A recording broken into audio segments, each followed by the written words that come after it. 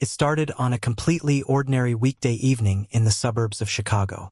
Nothing dramatic. No storm clouds gathering. No arguments earlier that day. Just a quiet Tuesday that was supposed to look exactly like every other Tuesday in our marriage. I wasn't even supposed to be home yet. That's the strange thing about moments that change everything. They usually happen because of something small and random. In my case, it was a meeting that got canceled. Around 4 in the afternoon, my phone buzzed while I was still at the office downtown. A client had to reschedule, which meant the entire meeting block I'd been preparing for all morning suddenly disappeared. Most people on my team stayed anyway, answering emails or pretending to be productive until 5. But I decided to call it a day. Traffic leaving the city was lighter than usual, and the drive home to our neighborhood felt oddly peaceful. I remember thinking it might actually be a good surprise for Hannah. I'd get home early, maybe cook dinner together, maybe finally watch that show she'd been trying to convince me to start. At that moment, everything still felt normal. When I pulled into our driveway, the house looked exactly the way it always did in the late afternoon. The porch light was on even though it wasn't dark yet. The curtains in the living room were half drawn. Hannah's car was already in the garage. Nothing looked out of place. I grabbed my briefcase from the passenger seat, walked up the front steps, and unlocked the door. The first thing I noticed when I stepped inside was silence. Not the peaceful kind. The slightly tense kind you feel when someone wasn't expecting you to walk in. "Hannah," I called out casually as I closed the door. "Yeah." Her voice came from the living room. "I'm in here." She sounded normal enough. I slipped off my shoes and walked into the hallway. That's when my eyes landed on something that made me stop. Right next to the small table by the entrance were 2 takeaway coffee cups. Identical cups. Same cafe logo printed on the side. A place downtown that Hannah and I both liked. We usually stopped there on weekends when we went into the city. For a second, I didn't think much of it. But then a thought surfaced. Hannah had told me that morning she'd be home all day on conference calls. She had even complained about how annoying back-to-back Zoom meetings were. I stepped closer to the table. Both cups had lids on them. One was nearly empty. The other looked barely touched. I picked one up without really thinking. It was still slightly warm. That detail made something shift inside my chest. Next to the cups sat a small receipt. Crinkled, like someone had quickly stuffed it in their pocket and then dropped it. I unfolded it. The timestamp read 2:17 p.m. At 2:17 p.m., I had been sitting in a meeting room with 5 coworkers reviewing budget projections. I remembered checking the clock because the conversation had dragged on forever. So if Hannah had been home all afternoon on calls, why were there 2 coffees from downtown? I placed the receipt back on the table slowly. At that moment, I told myself there were probably a dozen innocent explanations. Maybe she'd stepped out quickly between meetings. Maybe a friend had stopped by. Maybe one of the neighbors dropped in. But as I stood there, something else caught my attention. The house smelled different. It wasn't a strong smell, just faint enough to make you question if it's real. A men's cologne. Sharp. Woodsy. Definitely not the one I used. I stood still for a moment trying to place it. Then I shook my head slightly and walked further inside. "Hey," Hannah said as I entered the living room. She was sitting on the couch with her laptop open on her knees. At first glance, everything about her looked normal. But then I noticed a few small things. Her hair looked freshly brushed. Her makeup was neat, not the slightly smudged version she usually had after a full day at home. And she looked surprised. Not dramatically, just enough that I noticed. "You're home early," she said. "Meeting got canceled." She nodded quickly. "Oh, nice." I gestured toward the hallway behind me. "What's with the coffee?" Her eyes flickered for a fraction of a second. Then she smiled. "Oh, that? I ran out earlier and grabbed some." I leaned against the doorframe. "You went downtown?" No, she said quickly. "The little place on Maple." That wasn't true. The cups were from the downtown location. I knew the logo. "And the second cup?" I asked. That's when something changed in her expression. Her shoulders stiffened slightly. "Seriously?" she said. "What? You just walked in the door and you're already interrogating me?" The word interrogating caught me off guard. "I'm not interrogating you," I said calmly. "I just asked about the coffee." She closed her laptop slowly. "You've been doing this a lot lately," she said. "Doing what?" "Overthinking everything. Acting like I'm under investigation." I blinked. "I literally just got home." She stood up from the couch. "Well, maybe if you trusted me a little more, you wouldn't jump to conclusions about coffee cups." For a moment, I just stared at her. The conversation had shifted so quickly I almost didn't recognize it. "I didn't jump to conclusions," I said. "I asked a question." She shook her head like she was disappointed in me. "You've been distant lately," she continued. "Ever since that big project started at work. You come home stressed and suddenly every tiny detail becomes suspicious." Her tone made it sound like I was the one causing problems. Like I'd walked into the house already looking for a fight. And for a brief second, I almost believed her. Maybe I was overthinking it.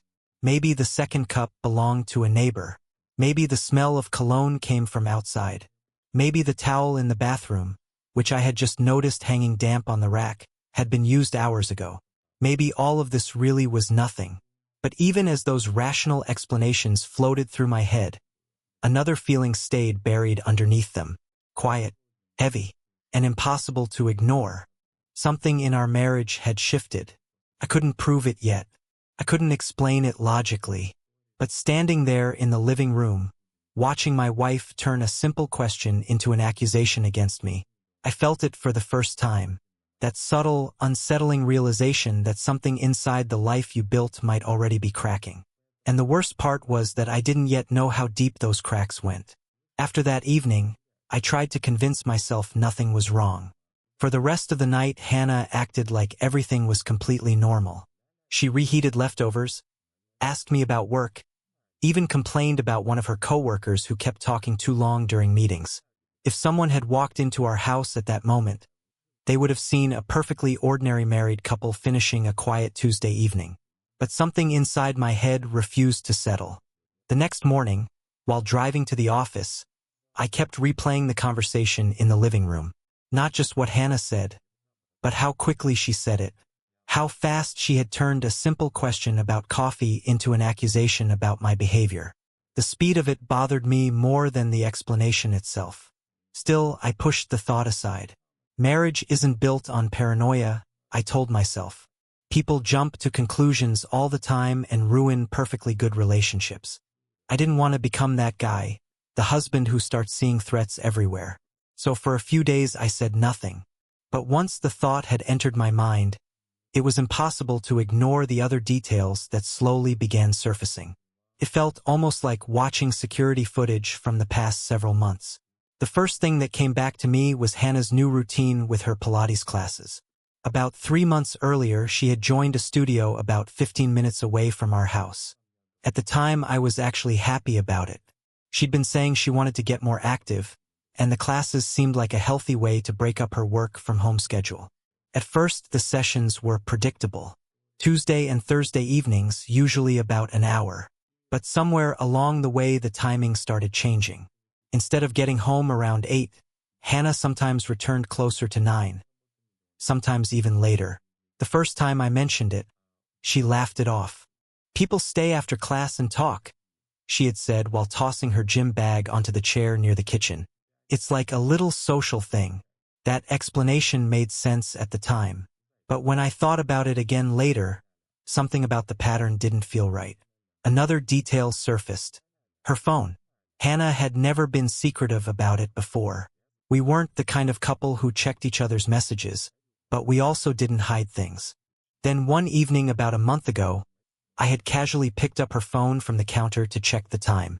The screen lit up and asked for a new passcode. I remember joking about it. "Upgraded security?" I had said. She didn't even look up from the sink. "Yeah, work made us change them." It seemed reasonable enough. But now, thinking back on it, I realized something else. Her phone had slowly become permanently attached to her. If she walked to the kitchen, it went with her. If she stepped outside to take a call, it was already in her hand. At night, she placed it face down on the nightstand. Screen always hidden. Another thing began bothering me once I started looking closer. The body spray. Hannah had never liked strong scents. She used light perfume occasionally, mostly when we went out somewhere nice. But suddenly she had started wearing a noticeably stronger fragrance. The first time I noticed it was before one of her Pilates classes. "You smell like a department store," I joked while tying my shoes near the front door. "It's just body spray," she said. "Everyone at the gym uses it." Maybe they did. But now that detail felt different too. Then there were the clothes. At some point new workout outfits had started appearing in the closet. Expensive ones. Brands I'd never heard her mention before.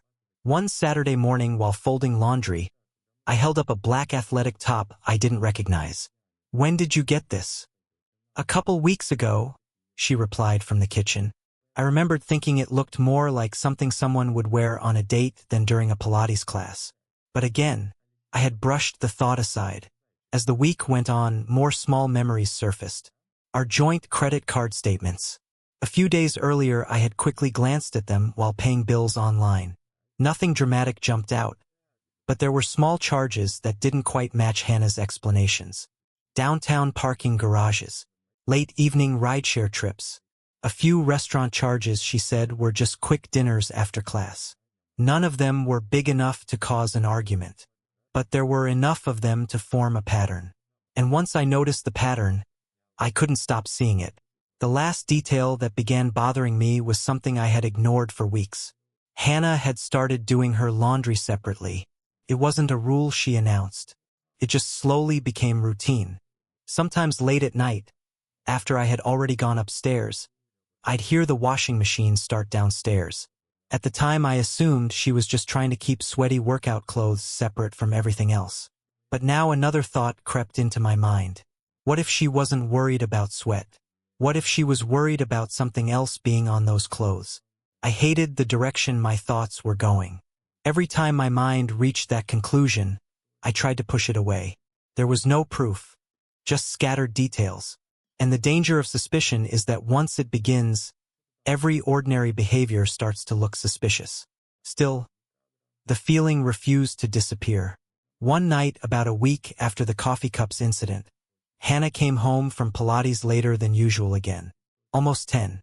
When she walked through the door, she looked slightly flushed, but not exhausted the way someone usually does after an intense workout. She tossed her bag near the door and smiled. "Sorry, class ran long." I nodded, but while she walked past me toward the hallway, the same faint scent hit my nose again, that same unfamiliar cologne, the exact one I had smelled the night I found the coffee cups. And in that moment, standing there in the quiet hallway while my wife disappeared into the bedroom, the uncomfortable feeling I had been trying to ignore for days finally settled into something much heavier. It wasn't just suspicion anymore. It was the slow realization that the past few months of my life might not have been what I thought they were. And the worst part was this. I had no idea yet how close the truth actually was. For the next couple of weeks, I said nothing. Not because the feeling had gone away. If anything, it had only grown stronger. But I understood something important about situations like this. If you accuse someone without proof, all you accomplish is giving them time to hide things better. So instead, I watched. Not in some obsessive way. I still went to work, still lived my normal routine, still had dinner with Hannah most nights. From the outside, nothing about our life looked unusual. But inside my head, something had changed. I started paying attention to details I had ignored before. The way Hannah kept her phone close to her at all times. The way she sometimes stepped into another room when answering calls. The way she always turned the screen slightly away from me if a message popped up while we were sitting on the couch. None of those things alone meant anything, but together they formed a quiet pattern. One Saturday morning, about 3 weeks after the coffee cup incident, something happened that shifted everything. Hannah had gone out early for a Pilates class. I stayed home to clean out the garage and move a few boxes into a small storage unit we rented nearby. It was the kind of boring weekend task most people avoid until it becomes unavoidable. Halfway through the process, I realized I needed Hannah's car. My SUV was already packed with boxes, and her sedan had more trunk space. Normally, I would have just asked her, but she had left her spare key hanging on the hook near the kitchen, which she often did. So I grabbed it and headed outside. The drive to the storage unit was quiet. My mind was mostly focused on the usual weekend thoughts: errands, groceries, whether we needed to replace the broken shelf in the garage. Nothing about that morning felt significant until I opened the glove compartment. I was looking for a pack of napkins or maybe a spare pen to label the boxes. Instead, my hand brushed against something small and plastic. At first I thought it was an old prepaid card or a parking pass. But when I pulled it out, I realized it was a phone. Not Hannah's regular phone. A second one. Cheap model. No protective case. No brand logo on the back that I recognized immediately. Just a plain black device sitting quietly inside the glove compartment like it had been waiting there. For a moment I simply stared at it. My first instinct was confusion. Maybe it belonged to a coworker she had driven somewhere recently. Maybe she had found it somewhere and forgotten to return it. But when I pressed the power button, the screen lit up instantly.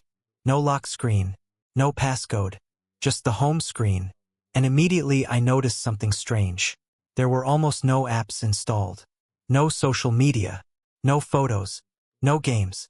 Just the basic default apps, messages, contacts, and a browser. My chest tightened slightly as I opened the contacts list. There was only one saved contact. Just a single letter. That was it. No last name. No description. Just the letter. A strange cold feeling settled into my stomach as I opened the messages. I expected to see something obvious. Flirting, romantic messages, something emotional. Instead, what I found was something very different. The messages were short. Almost clinical. Friday, same time? Room booked. Parking behind building. Text when you arrive. There were no hearts. No compliments. No affection. Just coordination. Logistics. Like two people arranging business meetings. But then one message further down made my hand tighten around the phone. It wasn't a message. It was a **T. A hotel booking confirmation. The image clearly showed a reservation for 2 guests at a boutique hotel in downtown Chicago. Check-in time. Room number. And right there in the reservation details, Hannah Miller. I stared at the screen for what felt like several minutes. In that moment something strange happened. I didn't feel the explosion of anger I had imagined would come if I ever discovered something like this. Instead, everything inside my head became incredibly calm, quiet, like the moment when a doctor finally confirms a diagnosis you've been suspecting for weeks. The uncertainty disappears, and all that remains is the truth. I scrolled through the messages again. There were dozens of them going back several months. Always the same pattern. Dates, times, hotel rooms. Occasionally a quick confirmation like, "See you soon." Nothing romantic. But somehow that made it worse. Because it meant this wasn't some emotional mistake. This was routine. Planned. Organized. My wife hadn't been slipping into something unexpected. She had been running a schedule. I placed the phone back into the glove compartment and closed it slowly. Then I sat there in the driver's seat, staring through the windshield at the quiet parking lot outside the storage unit. The truth was sitting in my hands now. But strangely, I didn't feel like confronting her. Not yet, because another thought had already formed in my mind. If there was one secret phone, there were probably other secrets too. And if I was going to face the collapse of my marriage, I wanted to understand exactly how it had happened. So instead of driving home and starting a confrontation, I did something very different. I started planning. And at that moment, Hannah had absolutely no idea that the life she had been carefully hiding was about to start unraveling piece by piece. After finding the second phone, I didn't go home right away. I sat in Hannah's car in the storage unit parking lot for nearly 20 minutes, staring through the windshield while people moved boxes in and out of nearby units. Life around me kept moving normally. Cars came and went. Someone argued about where to stack furniture. A dog barked somewhere down the row. Meanwhile, inside my head, everything had shifted. I had expected that if I ever discovered something like this, I'd explode. Anger, shouting, confrontation. That's how situations like this usually go in movies and stories. But that's not what happened. Instead, I felt something colder, a kind of emotional distance that settled over me like a protective layer. The chaos of uncertainty had been replaced with something simpler: clarity. Hannah was cheating on me, not once, not impulsively, not as some emotional mistake that got out of control. This had been organized, scheduled, maintained, and the phone in the glove compartment proved that this wasn't something recent. It had been going on for months. By the time I drove home, one decision had already formed in my mind. I wasn't going to confront her yet. Emotional explosions might feel satisfying in the moment, but they rarely lead anywhere productive. If I accused her now, she would deny everything, destroy the evidence, and shift the story in whatever direction protected her best. No, if I was going to face the end of my marriage, I wanted the truth laid out clearly. Not guesses, not suspicions, facts. So over the next several days, I began quietly gathering information.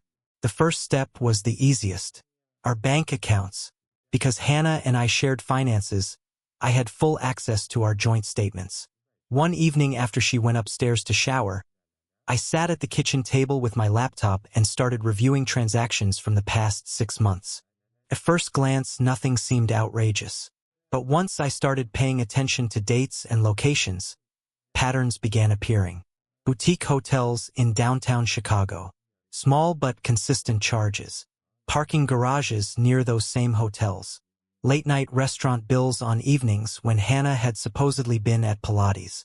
None of the expenses were large enough to trigger suspicion by themselves. Whoever she was meeting clearly understood how to keep things subtle. But when I lined up the dates with the messages I had seen on the second phone, the pattern matched almost perfectly. My stomach tightened slightly as the timeline became clearer. This hadn't started recently. It had been going on for at least 4 months. The next step was something I had never imagined doing. I hired a private investigator. Even making the call felt surreal. A friend of mine from work had once mentioned a guy who handled discreet investigations during a messy divorce case. I still had his contact saved in an old message thread. 2 days later, I sat across from the investigator in a small office above a printing shop downtown. His name was David. He looked exactly the way you'd imagine someone in his profession looking: mid-50s, calm voice, eyes that seemed used to seeing unpleasant truths. After I explained the situation, he didn't look surprised. "You'd be amazed how often these cases start exactly like this," he said. I slid a piece of paper across the desk with Hannah's schedule, the name of the Pilates studio, and the hotel location from the screenshot*T. He nodded slowly. "I'll start there." "What usually happens in cases like this?" I asked. He leaned back slightly. "Usually," he said, "people either find out their suspicions were wrong, or they wish they had been." 3 days later, he called me. "Got something," he said simply. We met that evening in the same office. He handed me a thin envelope. Inside were photographs. The first one showed Hannah walking out of a restaurant in downtown Chicago. She wasn't alone. Next to her was a tall man I had never seen before. They weren't holding hands in that photo, but the body language was close. Too close. The second picture was taken outside a boutique hotel. Hannah and the same man were standing near the entrance. This time his hand was resting casually on the small of her back. The third picture made everything undeniable. They were in a parking lot behind a building I recognized as the Pilates studio. Hannah was leaning against his car, and they were kissing. I stared at the photos for a long time without speaking. David waited patiently. "Know who he is?" he asked finally. I shook my head. "Name's Ryan Brooks," he said. "Owner of the Pilates studio your wife attends." For a moment I almost laughed. Of course he was. Of course the classes that suddenly ran late had a very simple explanation. But then David added one more detail. "He's married." I looked up. "You sure?" "Very," he said. "Wife's name is Kelly. 2 kids." The room went quiet. Strangely, the more evidence I saw, the calmer I felt. The uncertainty that had been gnawing at me for weeks was gone now. In its place was something more practical. This situation wasn't emotional chaos anymore. It was structural damage. And once you see structural damage clearly, you stop arguing about whether the building might still be safe. You start figuring out how to get out before it collapses. Over the next week, I continued gathering documents, bank statements, copies of hotel reservations, *TS of the messages from the second phone. Every piece of information went into a folder. And the strangest part was that during all of this, Hannah had no idea anything had changed. She still came home after Pilates, still asked about my day, still sat next to me on the couch while scrolling through her phone. But now, every time I looked at her, I saw something different. Not the woman I married, just someone carefully maintaining a lie. And the more I watched her pretend everything was normal, the more certain I became that the moment of confrontation was coming. Not in anger, not in chaos, but in a way she would never see coming. By the time the folder of evidence was complete, something inside me had already changed. At first, the discovery of Hannah's affair felt like standing in the middle of a storm. Every thought was loud and chaotic. Questions kept colliding with each other. How long had it been going on? Had I missed something obvious? Was there a moment when I could have stopped it? But the more evidence I gathered, the quieter those questions became. Eventually, a strange calm replaced them. It wasn't forgiveness. It wasn't acceptance either. It was more like the moment when someone realizes a door has already closed, even if they're still standing in the room. The folder sat in my desk drawer for almost a week before anything changed. During that time, Hannah continued living her routine as if nothing had shifted. She still went to Pilates twice a week. She still brought her phone everywhere with her. She still told small, casual lies that would have sounded harmless if I didn't already know the truth behind them. And every time she spoke, I listened carefully. Not because I was trying to catch her in another lie. That part no longer mattered. I already had enough evidence to end the marriage whenever I chose. Instead, I was watching something else. Her attitude toward me. One evening, about 10 days after I hired the investigator, the moment finally arrived. It was late, close to 9. The house was quiet except for the soft hum of the dishwasher in the kitchen. Hannah had come home from Pilates about 20 minutes earlier and was scrolling through her phone on the couch. From the outside, the scene looked completely normal. But inside my head, I knew something she didn't. I had already spoken with a lawyer earlier that afternoon. The divorce paperwork had *N. Not filed yet, but prepared. All that remained was deciding when to pull the trigger. I walked into the living room slowly. "Hannah," I said. She glanced up briefly from her phone. "Yeah." For a moment, I just stood there. I had imagined this conversation dozens of different ways in my mind over the past week. In some versions, I confronted her with the photos. In others, I asked her directly if she was seeing someone else. But standing there in that quiet living room, none of those options felt necessary anymore. Instead, I did something very simple. I walked over and placed my hand gently on her shoulder. It was a gesture I had made thousands of times during our marriage. Sometimes when passing behind her in the kitchen. Sometimes when sitting next to her on the couch. Just a small sign of closeness. But the reaction I got that night was completely different. Hannah recoiled. Not subtly. Not in a way that could be mistaken for surprise. She physically pulled away from my touch as if it made her uncomfortable. For a moment I thought I had imagined it. But then she looked directly at me. And the expression in her eyes was something I had never seen before. Cold. Not angry. Not guilty. Just distant. "Don't," she said quietly.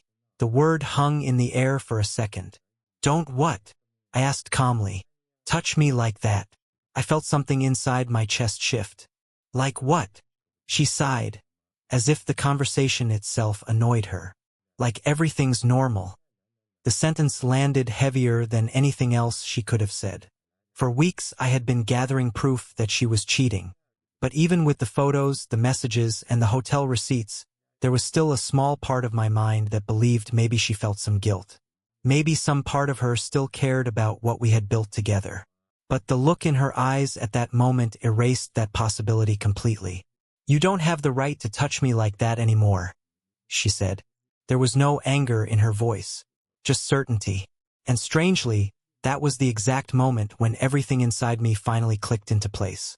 Not when I found the second phone. Not when I saw the photos. Not when I confirmed the hotel bookings.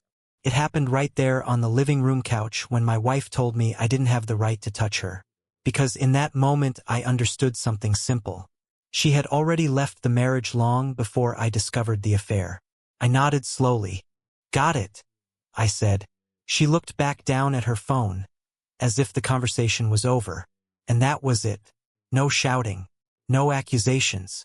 No dramatic confrontation. I walked to the hallway, grabbed my car keys from the hook near the door, and put on my jacket. When I opened the front door, Hannah didn't even look up. Where are you going? She asked casually. Out, I replied. The night air outside felt colder than usual.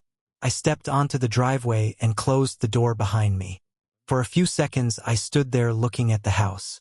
The same house we had bought together 5 years earlier. The same house where we had hosted friends, celebrated birthdays, and planned what we thought would be our future. But now it just looked like a building, not a home. I got into the car and started the engine. The strange part was that I didn't feel angry. I didn't feel devastated either. Mostly, I felt something closer to relief. Because for the first time since this entire situation began, the decision had become simple. I wasn't leaving because of the affair. I was leaving because the person sitting on that couch inside the house had already made it clear that our marriage didn't exist anymore. And once you understand that, walking away becomes surprisingly easy. Once I left, everything moved quickly. My lawyer filed the divorce using the evidence I had gathered: bank statements, hotel bookings, and photos of Hannah with Ryan. Many of their meetings had been paid with our joint account, which didn't help her case. The situation spread further when Ryan's wife, Kelly, received the same evidence through legal channels. Soon the Pilates studio launched an investigation. Ryan lost his job, and Hannah's story about a simple mistake collapsed under months of proof. A few months later, the divorce was finalized. I sold the house and moved to a quiet town in Idaho. At first there was silence, then Hannah started reaching out. Texts, emails, even messages through friends. I ignored them all. One afternoon she appeared outside my place, standing at the door and hoping I would talk to her. I watched from inside as she waited. But I didn't open the door. Not out of anger, just because some doors once closed stay closed forever.